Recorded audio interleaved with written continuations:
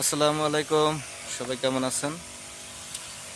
দেখুন, মরিচের চারা আজ আজ থেকে 17 দিন আগে 17 দিন আগে 15 তারিখে আমরা এই যে চারা দিয়েছিলাম।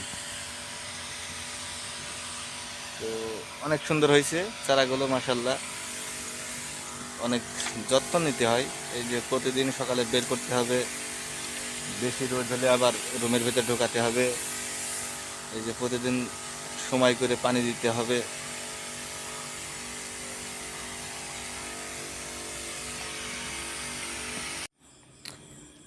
এই যে মাশাল্লাহ, অনেক সুন্দর চারা হয়েছে।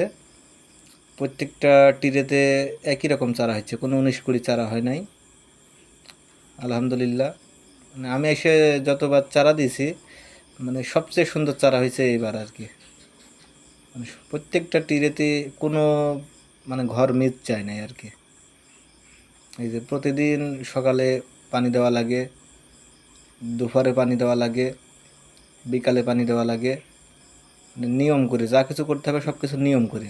আবার যদি অনেক বেশি রোদ হয়, দেখা যাচ্ছে রোদ সহ্য করতে পারছে না, তাহলে আবার রুমের ভিতর ঢুকাতে হবে, আবার একটু রোদ পড়লে বের করতে হবে। মানে এইভাবেই, মানে একটা ছেলে পেলে যেভাবে মানুষ করা হয়, সেম সেইভাবেই এই চারাগুলো মানুষ করা। আলহামদুলিল্লাহ, অনেক সুন্দর চারা হয়েছে। মরিচের চারা, এগুলো সব হচ্ছে মরিচের চারা। এই যে অনেক চারা, এখানে মোট চারা আছে 20,000। মোট 20,000 চারা দিয়েছি। সবই বসে লাগাবে, জমিও ঠিক করা হয়ে গেছে, আলহামদুলিল্লাহ।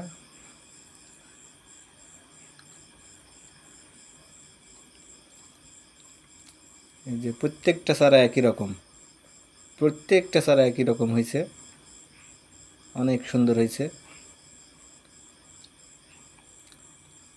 এই যে এইভাবে স্প্রে মেশিন দিয়ে প্রতিদিন পানি দেওয়া লাগে, প্রতিদিন পানি দেওয়া লাগে।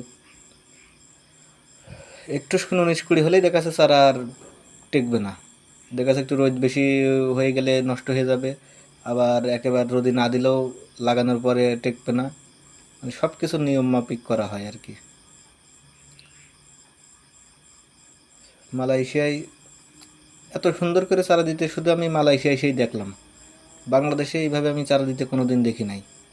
মানে এখানে যে কোনো কিছু চারা এইভাবে টিরেতে দেয়, মানে কোনো জমিতে কোনো চারা দেওয়া হয় না। শশা, ঝিঙ্গে, বরবটি সব কিছু চারা এইভাবে টিরেতে দেওয়া হয়। আর মরিচের চারা তো দেখতেই পাচ্ছেন। এইভাবে বাংলাদেশে তো জমিতে চারা ছিটি ছুঁয়ে আসে, দেখা যাচ্ছে যে 15 দিন 1 মাস পরে যাইয়ে আবার তুলে নিয়ে আসে। কিন্তু এখানে ওই সিস্টেম না, এখানে অনেক যত্ন সহকারে, মানে চারা দেওয়ার থেকে শুরু করে এমনভাবে চারা দেয় যেন মানে ফসলটা নিশ্চিত হবে।